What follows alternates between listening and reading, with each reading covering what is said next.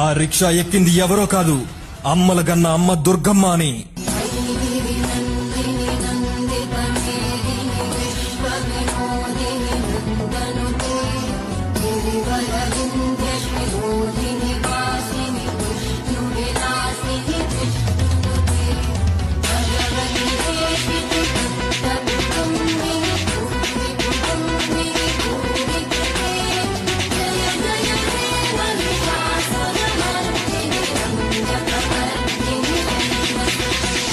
ఆమెని వెంటనే చూడాలని మెట్ల వైపు చూశాడు.